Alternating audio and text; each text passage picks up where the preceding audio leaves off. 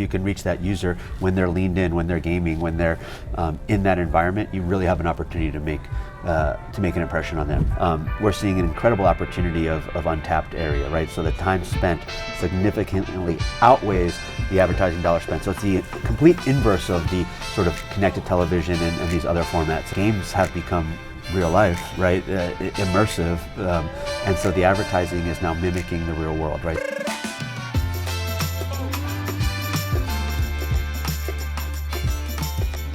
One of the more interesting, I'd say, segments of the programmatic world these days is in-game advertising. It's been coming up on our radar at Klever over the past few months, even the past year, I'd say.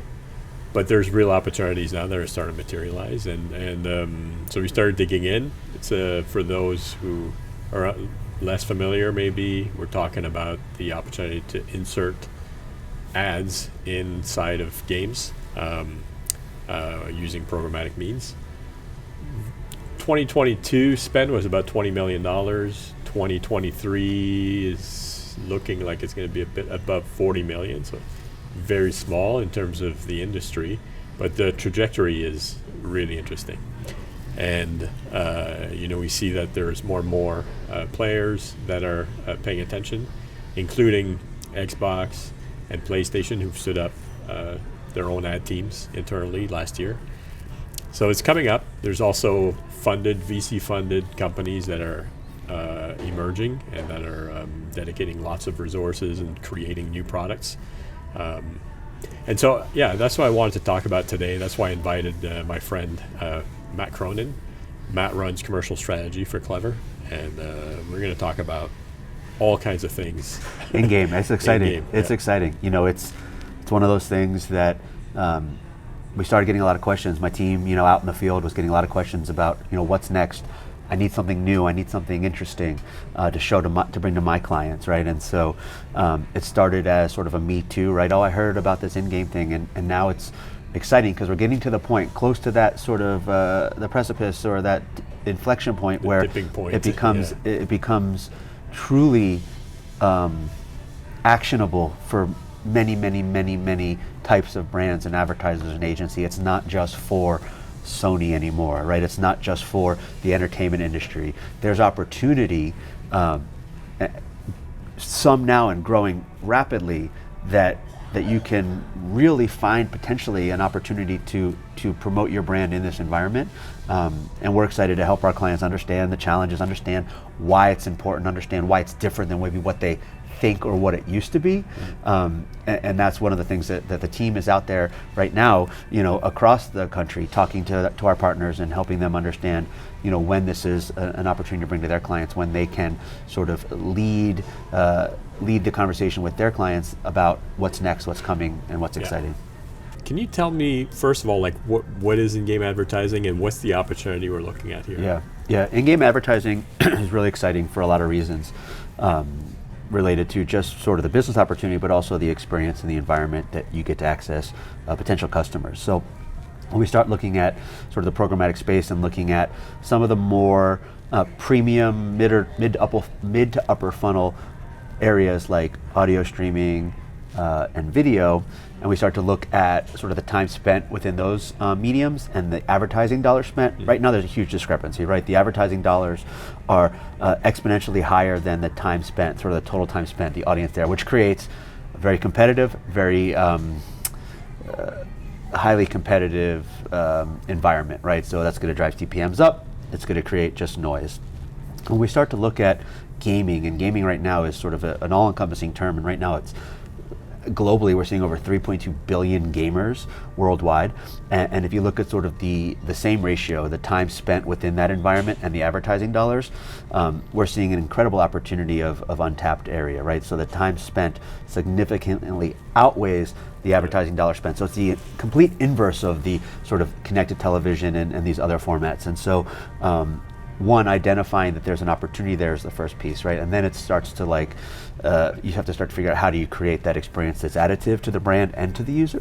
And that's really where there's a huge opportunity. And when we talk about in-game, right? Like I said, it's all-encompassing, but yes, it is mobile games, right? But also we're seeing a huge growth in PC and console-based games. So right now, 45% of gamers are using a PC to game, 30% are in the console, and that's growing. I think it's about 29% and growing. And obviously, yes, there's still a huge mobile environment, but as the phones get stronger, better, more powerful, the gaming experience within those platforms or within those devices becomes even better and stronger. Looking at the peripherals, right? The add-ons you can get for your phone to make it a full gaming system. Yeah. It really is almost no different, other than screen size, really, than some of the other experiences you can get. Yeah, and I know that on the console side, I know that Xbox and PlayStation stood up some advertising teams last year as well. Yeah. So that's coming. If they're investing in the ability to sell those ads themselves, then clearly they understand the opportunity there, and obviously owning that inventory and owning that ecosystem will give them an opportunity to really provide value to their advertisers and thus to their consumers, which are the gamers. Yeah, and there's quite a lot of PC inventory too. It's not just mobile. No, it's like I said, it's about 45% of gamers are also on the PC. And growing daily, right? As the games, more and more games come out, we're seeing, the gaming systems, the custom-built PCs, we're seeing people shift back to that PC environment even. Should agencies recommend in-game to like all their clients? Does it apply to everybody? Yeah, no, it's a great question. And the short answer is no. I don't think there's one size fits all for anyone and everything, right? Not every format is applicable for every brand. That being said, the perception that gamers are just young, 18 to 24, that is an inaccurate perception, or that really they're just male.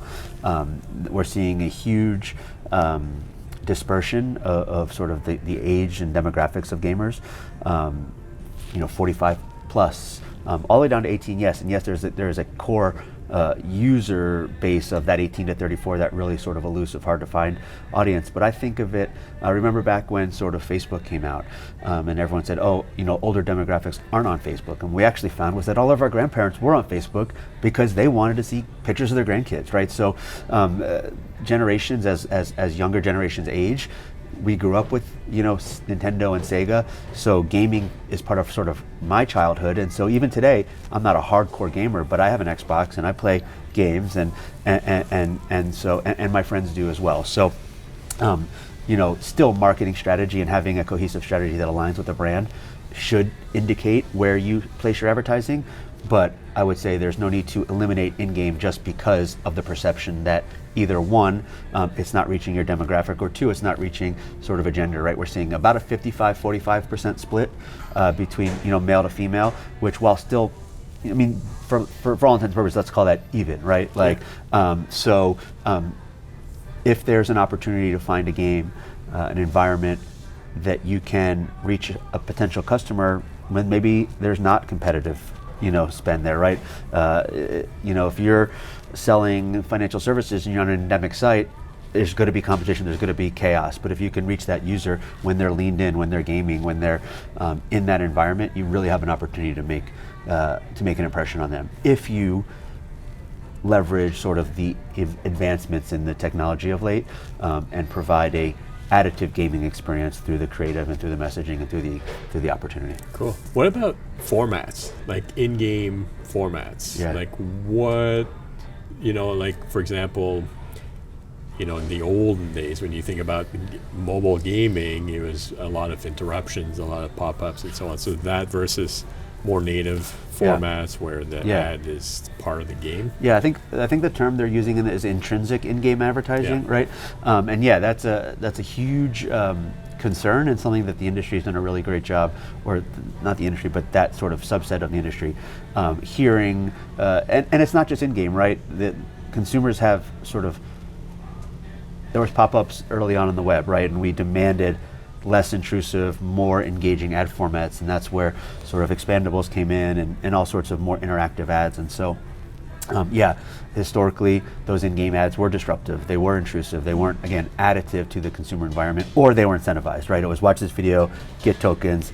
I don't know that you can really count that as a quality brand experience because you're incentivizing someone to take that action. But now with just the advancement of technology, the advancement of the games have become real life, right? Immersive, and so the advertising is now mimicking the real world, right? So you're seeing interactive billboards within racing games, or you're seeing a virtual product placement within sports games.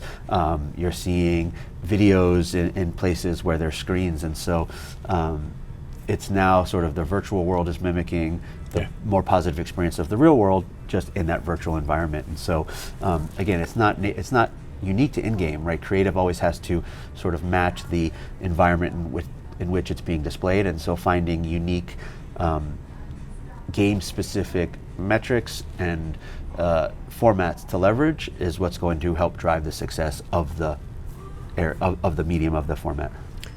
How about sort of measurement standards, industry standards for ad quality, inventory quality, and so on? Like, where are we at with that? Yeah, no, it's a great question and a valid concern. I think early on, as with a lot of things, it was a little bit the wild, wild west, right? These gaming companies, these game environments were sort of walled gardens, which obviously we're very used to in this industry. And so with that, there was a little bit of unknown, right, in terms of the metrics, the data, the quality, the brand safety.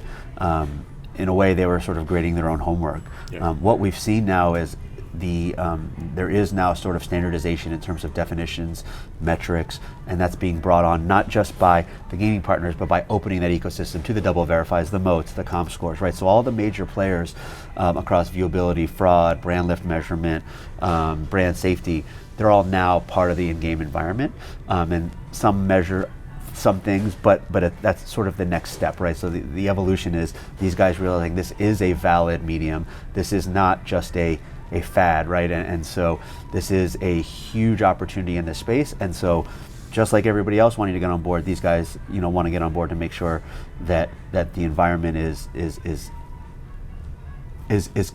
good, as clean as what you would expect.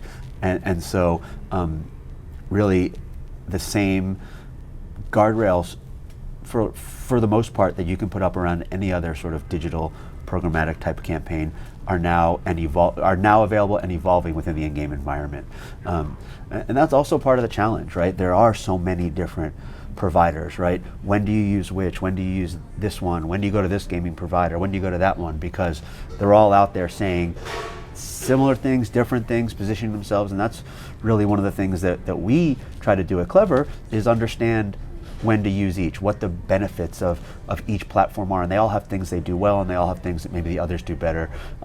When to use which, when to use that, and that's something that we really pride ourselves on, is understanding this space from a really holistic level, and being able to take strategy and implement it tactically, because otherwise you're sitting there, looking at a list of 50 different providers and not knowing what the difference is, right? They call this the XYZ, and they call that the ZYX, and really they're the same thing, right? It becomes marketing. And so one of our jobs for our partners and our partners that use in-game, but also our partners that we use across other programmatic platforms, is to really help them understand what they're buying, why they're buying it, and when to use different tools. And sitting where we sit in the industry, kind of being technology agnostic, it's really nice to be able to make kind of pure recommendations to our clients, because our only skin in the game is their success, right? We're not buying inventory ahead of time like the old ad network days where we've gotten somehow to fill $200 million deal with a publisher. We are able to, with any given campaign, with any given execution, even within the same brand, the same agency, the same client, look to the different tools and really help them understand when in-game, when not in-game, when PC, when mobile, based on what the goals for that individual campaign are. Yep.